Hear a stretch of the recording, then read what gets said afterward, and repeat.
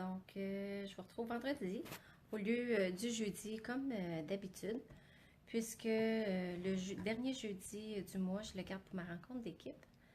Donc, c'est pour ça que cette semaine, je vous retrouve le vendredi. Donc, pour celles qui ne me connaissent pas, mon nom c'est André Catudal et vous pouvez me suivre sur mon blog créationcatudal.com. Donc, aujourd'hui, je vais vous montrer comment faire une petite boîte. Là, j'ai pas mon modèle parce que je l'ai donné en cadeau. Mais je vais vous donner les instructions. Donc, je vais tourner ma caméra pour que vous voyez ma surface de travail. Donc, je vais m'assurer que vous voyez bien les mesures sur mon coupe-papier. Donc, une fois que la boîte est coupée, ça donne ça. Donc, si je fais mes plis, puis que je ramène les rabats, ça donne ça ici. Donc, c'est une boîte carrée, 3 par 3 avec 2 pouces chaque côté. Mais avant de faire le montage, je vais vous montrer comment je suis arrivée à faire ça. Donc, je prends mon papier 8,5 par 11. Comment je suis arrivée à ça? Je vais juste prendre un crayon. Je vais vous montrer mon calcul ici. Donc, dans le fond, si je veux 2 pouces de haut, je fais 2 pouces plus, ici, mon milieu, il est 3 pouces. Donc, 3 pouces pour le milieu, plus 2 pouces pour l'autre côté, qui m'arrive à 7 pouces. Et puis, vu que c'est un carré, c'est 7 pouces par 7 pouces. Mais si je voudrais une autre dimension de boîte ou un rectangle, il faudrait que je refasse mon calcul du côté, plus la partie du centre, plus l'autre côté. Donc, ça, c'est pour le bas de la boîte. Donc, je le sais que je le veux 7 pouces par 7 pouces. Donc, avec mon coupe-papier, je m'en viens à 7 pouces. Et je coupe mon papier à 7 pouces. Là, j'enlève la lame qui coupe. Et là, je m'en viens faire mes plis. Donc, vu que je veux 2 pouces de haut chaque côté, je me mets à 2 pouces et je fais ma ligne. Je fais tout simplement tourner mon carton à 2 pouces pour être sûr d'avoir toujours la même mesure tout le tour. Là, ça me donne mon carré. Alors là, il ne me resterait plus que couper toujours à la même place en tournant. Et la raison pourquoi j'enlève un petit coin ici, c'est que quand on le colle, ça fait une plus belle finition. Il n'y a pas de petits bouts qui remontent.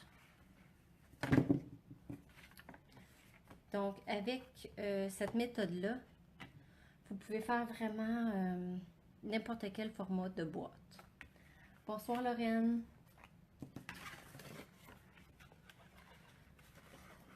Là, je pense que j'ai pris ma colle qui est presque vide. Je vais aller en prendre une autre.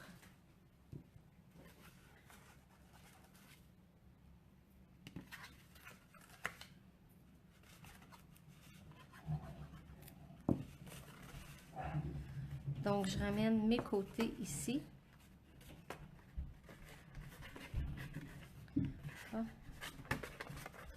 Un par un et je viens le coller. Donc, je pourrais prendre la colle double face pour les coller ou la colle Tombow. Vraiment, il n'y a pas de différence. Allez-y avec la colle que vous préférez travailler avec. Je pense que je vais aligner les deux derniers en même temps. Comme ça ici. Donc, c'est important de bien placer chaque côté de la boîte pour avoir un bel angle, comme ça ici, et mon dernier côté.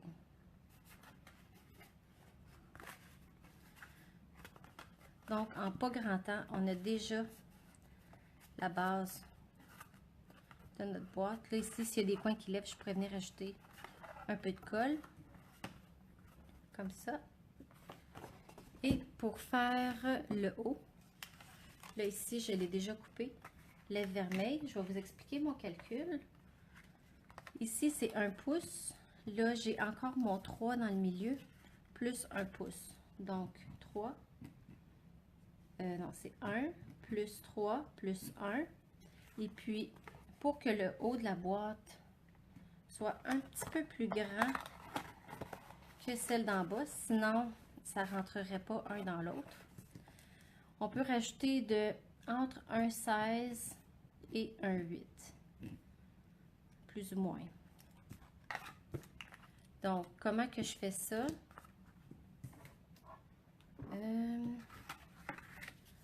Donc, si je me place ici, dans le fond, 1,16, ce serait vraiment la petite coche qui est là, puis 1,8, ce serait celle-là ici.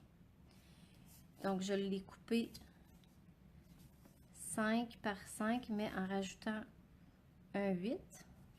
Comme ça, ça les permet aux boîtes de s'emboîter un dans l'autre. Mais quand on le coupe 1,8, on s'est rendu compte que, parce que ça a été l'activité qu'on a faite avec mon club dimanche dernier. En le coupant à 1,8, le haut de la boîte, il peut être un petit peu trop grand pour le bas de la boîte. Donc, le truc qu'on a trouvé pour que ça fonctionne bien, c'est quand on vient coller nos côtés, on les colle un petit peu plus serrés. Donc, en les collant un peu plus serrés, ça va faire en sorte que ça ne sera pas trop lousse. Mais si je ferais exactement le même calcul, les boîtes, ils ne s'emboîteraient pas, ils seraient trop pareils. Donc, c'est important que le haut soit un petit peu plus grand. Puis encore, quand on fait nos plis, on fait juste tourner notre carton pour avoir la même mesure tout le tour. Donc, c'est la façon, je trouve, la plus facile. Puis, ça évite de qu'on se trompe aussi. Donc, je viens coller mon autre petit bout. Et puis ça, c'est le genre de boîte qu'on peut offrir n'importe quel cadeau. Là. Ça peut être un petit cadeau d'anniversaire, même une carte cadeau. On pourrait mettre ça dedans. Et puis là, on voit que ça s'emboîte bien un dans l'autre.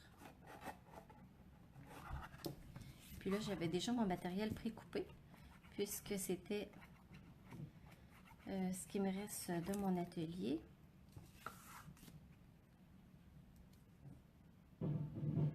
Donc, si tu as des questions, Lorraine, n'hésite pas. Je vais pouvoir t'y répondre au fur et à mesure.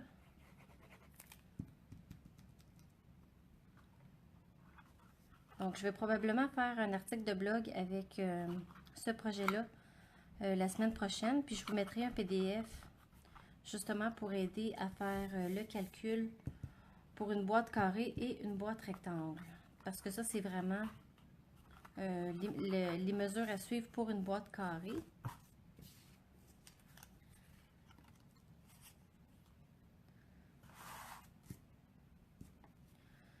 Là, vu que j'utilise ma Tombow, je vais mettre juste des petits points pour pas que ça déborde. Pour mettre mon papier vélin. Juste comme ça ici.